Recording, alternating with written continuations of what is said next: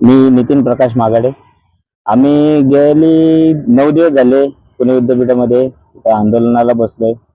आज 10वा दिवस आहे. तरी देखील आज विद्यापीठ प्रशासनाने, कुलगुरूंनी आमचे कोणत्याही प्रकारची दखल घेतलेली नाहीये. तर या गोष्टीमुळे आता इथून पुढे आम्ही असा पवित्रा घेतलाय की येत्या सोमवारपासून आम्ही आमरण उपोषणाचा इशारा आम्ही यांना देणार आहोत. सोमवारपासून आम्ही ते चालू करतोय.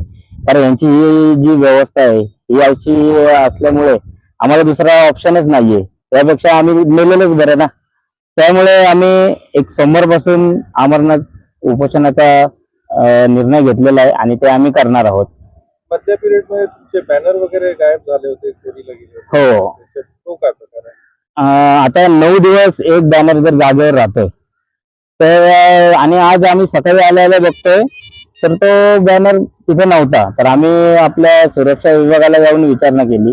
तर जे सुरक्षा अधिकारी आहेत सावंत सर, त्यांना विचारलं तर ते म्हणायला लागले की आम्हाला माहित नाही. बरं, असं पण नाहीये की या चौकामध्ये 4 सीसीटीव्ही कॅमेरे आहेत. तर सीसीटीव्ही कॅमेरे असताना देखील यांना माहित नाहीये की बॅनर नेमका गेला कुठे. म्हणजे हे उत्तर म्हणजे असं उडाउडीच झालं. म्हणजे आज बॅनर चोरीला गेला CCTV असताना हो उद्या काही महत्वाची कागदपत्र गायब होऊ शकतात. हो, म्हणजे आता सुरक्षा व्यवस्थेवर हा प्रश्नच उभा राहिला ना. कारण सुरक्षा व्यवस्था म्हणजे यांना साधा एक बॅनर, मेन म्हणजे मुख्य इमारतीच्या समोरचा जो बॅनर चोरीला जातोय आणि तो यांना काहीच माहित नाहीये की बाबा आम्हाला माहित नाही कोणी नेलाय आणि आम्ही बघतो. बरं, सीसीटीव्ही चेक करून 2 मिनिटात सांगू शकतात ना. त्यांनी ते देखील केलेलं नाहीये. म्हणजे कधी कधी अशी शंका येते आम्हाला की हे यांनीच केलं असावं, की आम्हाला एक त्रास द्यायचा म्हणून किंवा हे आंदोलन पाडायचंय या हिशोबाने यांनी केलंय असं आम्हाला वाटतंय. तरी मिळणं कठीण आहे. कारण आमच्यापैकी बऱ्यापैकी लोक जे आहेत ते एजबार झालेले आहेत. त्यामुळे आम्हाला आता दुसरीकडे नोकरी तर कुठेच मिळणार नाही. कारण प्रत्येक जण आता 35च्या वर आहे. त्यामुळे आम्हाला कुठं मिळणारच नाहीये हे तर आम्हाला ठाम माहिती आहे. आणि तुम्ही 15-20 वर्ष काम केलं इथे? हो, प्रत्येकाची 15 ते 20 वर्ष सर्व्हिस झालेलीच आहे. 20 आहे, 22 आहे. आता ज्यांची झालेली जास्त त्यांची तर ते पूर्ण वय संपून गेलेलं आहे त्यांचं. म्हणजे 60 वर्षाचे झालेले आहेत, त्यांना पॅरलाइज झालेले आहेत. अशा गोष्टी घडलेल्या आहेत. त्यामुळे आता ऑटोमॅटिक आमच्यातले 1-2 जण कमी झालेले आहेत. आता एवढा कमी जर म्हणजे एक संख्या आहे तरी पण त्यांना घेता येत नाहीये. आणि एकीकडे आता दुसरा फतवा काढला की जे रिटायर्ड झालेले आहेत त्यांना घ्यायचं आहे. त्यांचे इंटरव्ह्यू आता 2 दिवसापूर्वी चालू होते की त्यांना का तर त्यांच्या अनुभवाचा विचार करून, म्हणजे आता त्यांनी सर्व्हिस केली तर त्यांचा अनुभव आणि आम्ही जे केलं म्हणजे ते वाया गेलं असं. तुम्हाला किती वर्ष झाले? मला 17 वर्ष झालेली आहेत. आता हा मागे बसलेला आहे विजय सावंत, त्याला 22 वर्ष झालेली आहेत. त्यांचं पण सेम, यांना एक 15-17 वर्ष झालेली आहेत. हे सेम म्हणजे प्रत्येकाची 15 वर्षाच्या वरती सर्व्हिस झालेली आहे.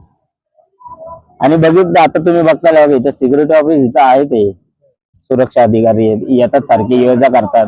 हा गस्तीला हा माणूस असतो तरी पण ते अशा गोष्टी घडतात. फ्लेक्स चोरीला जातोय म्हणजे एक फ्लॅग चोरीला गेलोय हा छोटी गोष्ट आहे, पण आता अशी सुरक्षा व्यवस्था असूनही असताना दुसऱ्या मोठ्या गोष्टी पण चोरीला जाऊ शकतात. हो, आणि जातातच, झालेल्या आहेत काही गोष्टी.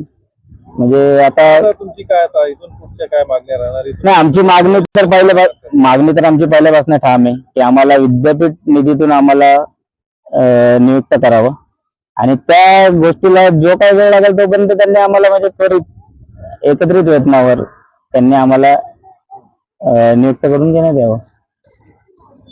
अन्यथा काय करा?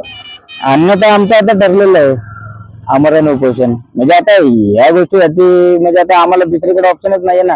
आम्ही कुठं कामधंद्यासाठी जाऊ शकतो. जर गेलं तरी आम्हाला तिथे सिलेक्शन झालं पाहिजे.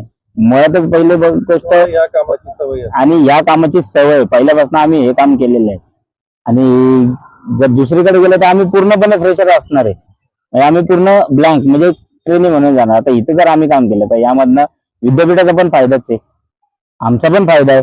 तर आमचा फायदा म्हणजे आम्ही हे काम केलेलं आहे, आम्हाला काही शिकवायची गरज नाहीये. त्यामुळे आणि अनुभव असल्यामुळे तर विद्यापीठाचा फायदाच आहे. त्यांनी ते करावं म्हणून आम्ही आता एवढं लढतोय.